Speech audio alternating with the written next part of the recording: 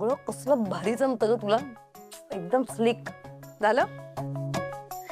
मस्का लावून झाला. कसे ना तेजा, तू मला मस्का लावला नाहीस तरीही पारंपरिक महाराष्ट्रीय लग्नामध्ये काय काय विधी होतात हे मी तुला सांगणारच आहे. मी काय आज ओळखते का तुला तेजा? हे घे, लिहून घे. नाही काय आहे, तुला सांगावं लागेलच.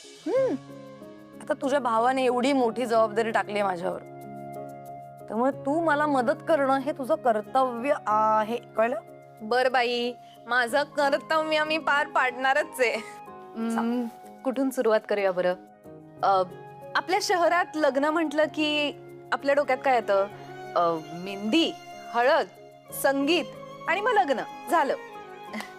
पण पारंपरिक महाराष्ट्रीय लग्न फक्त एवढंच नसतं. खूप आधीपासून विधी चालू होतात. आणि त्यामुळे काय होतं माहितीये का, दोन्हीकडचे परिवार एकत्र येतात, त्यांची एकमेकांशी छान ओळख होते आणि प्रत्येक विधी मागे ना काहीतरी शास्त्र दडलेले. बापरे, थांबा, तू नीट व्यवस्थित सांग सगळं, मी लिहून घेणार आहे सगळं. सगळ्यात पहिले काय करतात माहितीये? जातं पुजतात. तिथून सुरुवात होते, मग हळूहळू एक एक गोष्ट ऍड होत जाते. म्हणजे ग्रहमक असतं, बांगड्या असतात, नंतर अजून माहितीये देवक बसवलं जातं. आणि हे सगळं करायला ना आजूबाजूच्या आपल्या ज्या सगळ्या बायका असतात ना, त्या सगळ्या त्या घरात येतात. त्यामुळे काय होतं, लग्न घर वाटायला लागतं. आणि मग ना नवऱ्या मुलीच्या हाताला हळकुंड पण बांधलं जातं. देवक बसवतात म्हणजे नक्की काय करतात? सोप्या शब्दात सांगायचं झालं ना तर देवक बसवणं म्हणजे जे सगळे देव आहेत ना, त्या सगळ्या देवांना आपल्या घरी हे जे शुभ कार्य होणारे, हे लग्न होणारे, त्या लग्नाचं आमंत्रण द्यायचं असतं. त्यांना म्हणायचं तुम्ही या, आणि मग ते आले की त्यांच्याकडे प्रार्थना करायची की हा जो सगळा घाट आम्ही घातलाय ते निर्विघ्नपणे पार पडू दे, म्हणून त्यांच्याकडे प्रार्थना करायची आणि त्यांना म्हणायचं तुम्ही या त्या कार्याला. गॉड, एवढं असतं महाराष्ट्रीयन पारंपरिक लग्नात? पण त्यातलं एवढंच सांगितलंय मी तुला. एवढं सगळं अजून बाकी आहे, खूप विधी बाकी आहेत अजून. अरे यार प्रेरणा, मला टेन्शन येतंय अगं. मी एवढं सगळं कसं लक्षात ठेवून कसं प्लॅन करू मी? तू टेन्शन कधीपासून घ्यायला लागलीस? हे बघ, अगदी सहजी करशील बघ. काय आजकाल रजिस्टर मॅरेज होतं, वन डे मॅरेज असतं. ह्या सगळ्या गोष्टींमध्ये त्या बाईला कसं सुचलं असेल किंवा का वाटलं असेल महाराष्ट्रीयन पारंपरिक पद्धतीने लग्न करावं असं? असं कसं म्हणतेस गो? म्हणजे प्रत्येक मुलीचं आपल्या लग्नाच्या बाबतीत काही ना काहीतरी स्वप्न असतं ना. ती बाई जेव्हा माझ्या घरी आली होती ना, तेव्हा मला वाटलं वेगळ्याच कोणाच तरी लग्न आहे. पण नंतर त्या बाईने सांगितलं ग स्वतःहून की मीच नवरी मुलगी आहे म्हणून. मग ती ऍक्च्युली तशी वयाने मोठी दिसत होती. मला कळत नाहीये तिला या वयात का वाटलं असेल ग लग्न करावं.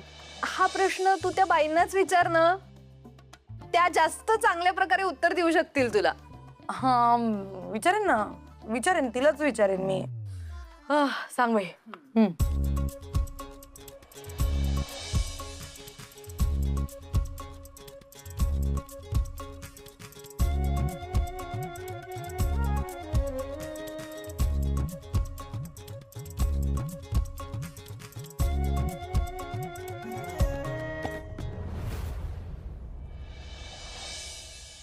हो, 9 वाजत आले पण अजून घरात कोणाचाच पत्ता नाहीये.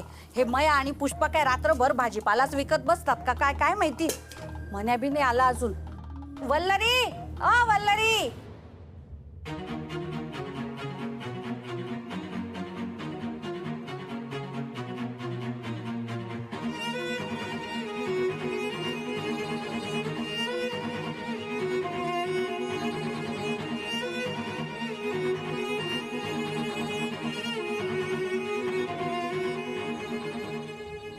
काही होतंय का? काही दुखतंय का तुम्हाला?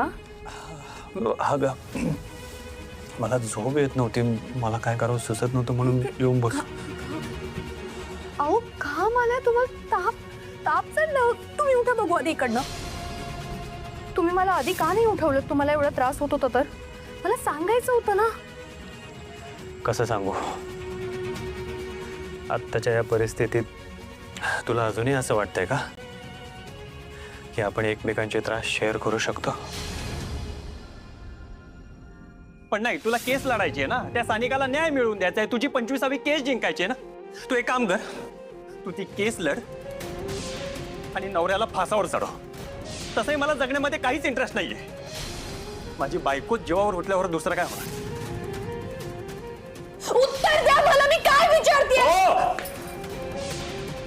मला आज जे करायचं आहे ना, त्यासाठी माझ्यात हिंमत नव्हती. असं काय करायचं होतं तुम्हाला की तुम्हाला दारूचा आधार घ्यावा लागला? Divorce notice. आज कोर्टात तू पिटिशन फाईल केलीस ना, म्हणून माझ्याकडून तुझ्यासाठी ही डिवोर्स नोटीस. तुम्ही हे दारूच्या नशेत बोलताय की कुणी कुणी तुम्हाला सांगितलंय म्हणून तुम्ही हे करताय? बोला ना. मला नाही वाटत तुझ्या या प्रश्नांची उत्तरं मी देणं गरजेचं आहे. माझा निर्णय झालाय, मला डिवोर्स हवाय, बस. आता तू डिवोर्स पेपर्सवर सही कर किंवा नको करू, मी माझ्या निर्णयावर ठाम आहे. मी सही करण्याचा मुद्दा तरी येतच नाही, पण मी तुम्हालाही असलं काही करू देणार नाहीये, कारण हे करायला आपण मुंबईत नाही आलोय. मुळात मी मुंबईला आलो हेच माझं चुकलं. मला आधीच कळायला हवं होतं, तुझं आणि माझं जग वेगळं आहे. डिवोर्स घेऊनही आपल्यातले प्रश्न मिटणार नाहीये. माफीचे साक्षीदार व्हा. आता माघार नाही घेऊ शकत मी. सानिकाला न्याय मिळवून द्यायचा आहे. मी सांगितलेला उपाय बेटर आहे ना. तू मला डिवोर्स दे, आरोपीच्या पिंजऱ्यात उभं करून मला जेलमध्ये पाठवून दे. तसंही डिवोर्स दिल्यावर ह्या सगळ्या गोष्टी करणं तुला खूप सोपं जाईल. ही पोरगी मध्ये काय करते काय माहिती. 2 सुना आहे पण एक कामाची नाही, मलाच सगळं बघावं लागतं. मीच मरमर करायची. ही पुष्पा बी नाही आली अजून. आले आली घरात शिरत नाही, तुझा पायकाला लागतोय मला. काय काय चिडचिड आहे तुझी? हा, एवढा वेळ लागतो का भाजीच्या दुकानात? आणि मया कुठे? दुकानामध्ये भाजी उतरवायचं काम सुरू आहे, त्यांना अजून वेळ लागणार आहे. हो, महेंद्रला बी वेळ लागणार आहे. मनोज बी नाही आलाय अजून. ट्रॅफिक लागलं असेल त्यांना. बाई सासूबाई, अहो मला पण ट्रॅफिक लागलं. काय झालं माहितीये का? रस्त्याच्या मधोमध एकाला चक्कर आली होती. हो, हा असा जमला होता. ऍम्ब्युलन्स आली पण शिरायला जागा नाही. मग घातलं कसं बस ऍम्ब्युलन्स मध्ये आणि घेऊन गेले. कोण होता, कुठून आला होता, काहीच कळलं नाही.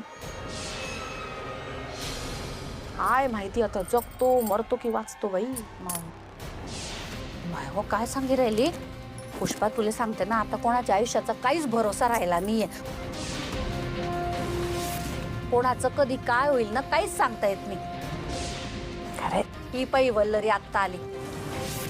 काय ग, हा काय करत होती मध्ये केव्हाची? हा, मी केव्हाची आवाज देते, एकटी मरमर करते, दोघींचा बी पत्ता नाही. मन्याशी काही बोलणं झालं का तुझं? मन्या कुठे? हा, मी बघून येते त्यांना. मी आले. बघून येते?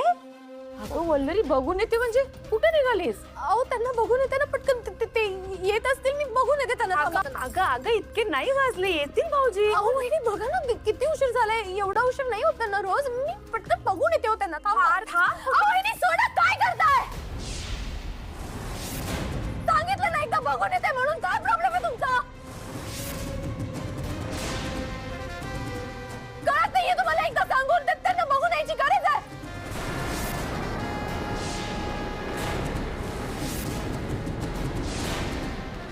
बोलू, काय झालंय?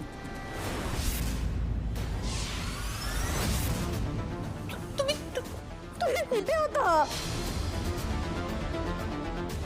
रडतेस का? काय झालंय?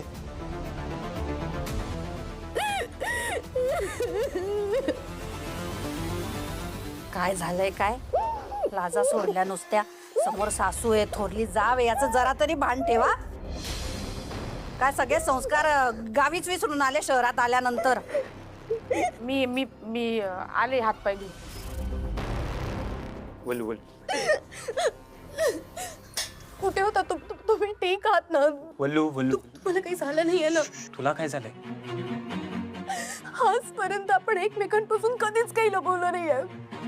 मग का इतकी मोठी गोष्ट का लपवली तुम्ही माझ्यापासून? वल्लू मला नेमकं सांग काय झालंय? तुमचा आजारपण तुम्ही का लपवलं माझ्यापासून? मला काहीच कसं नाही वाटलं हो लपवताना. माझ्या समोरच अचानक आल्यानंतर माझ्या मनाची अवस्था कळून तुम्हाला काहीच नाही वाटलं का हो? काय अवस्था याचा विचारच नाही केला का तुम्ही? वल्लू इथे काय बोलू नको. तुला माझी शपथ आहे. आतमध्ये जाऊन बोलूया आपण.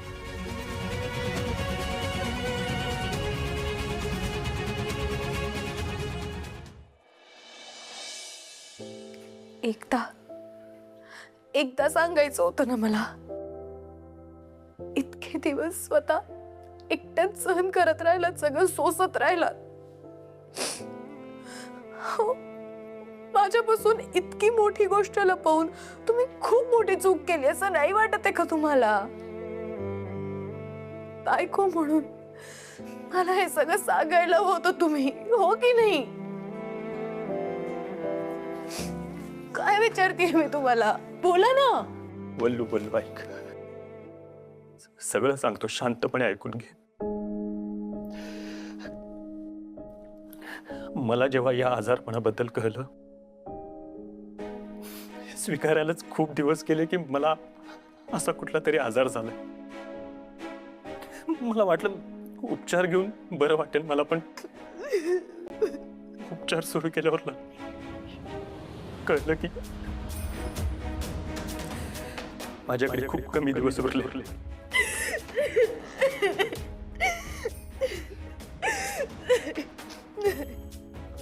आणि त्यामुळेच मी मोसमी केमिकलची डील साईन केली.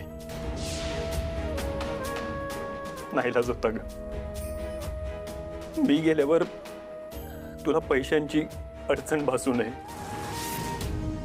पैशांअभावी तुला तुझ्या तत्वांसोबत तडजोड करावी लागू नये म्हणून आजवर मी जे काम केलं नव्हतं ते काम करावं लागलं. पैशांसाठी करावं लागलं. वल्लू, तुला आत्ता हा जो त्रास होतोय ना, मला हाच त्रास तुला होऊ द्यायचा नव्हता म्हणून मी माझ्या आजारपणाबद्दल तुला सांगितलं. माफ करशील ना मला प्लीज? एक रिक्वेस्ट होती. तुला आता माझ्या आजारपणाबद्दल सत्य कळलंच आहे तर मला उरलेले जे काही दिवस आहेत ते तुझ्यासोबत आनंदात घालवायचे. प्लीज हो, थांबा. का असं अभद्र बोलताय? असं काही होणार नाहीये. आपण इथून पुढे एकमेकांसोबत आयुष्यभर आनंदाने राहणार. माझी खात्री आहे. मी तुम्हाला काही होऊ देणार नाही. काही झालं तरी तुम्हाला माझ्यापासून लांब नाही जाऊ देणार. काही होऊ देणार नाहीये तुम्हाला.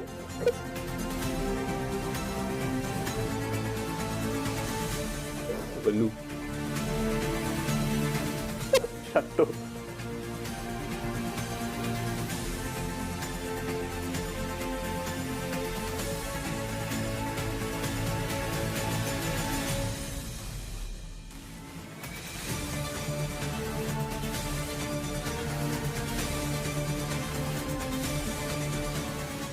हो वल्लू, शांत.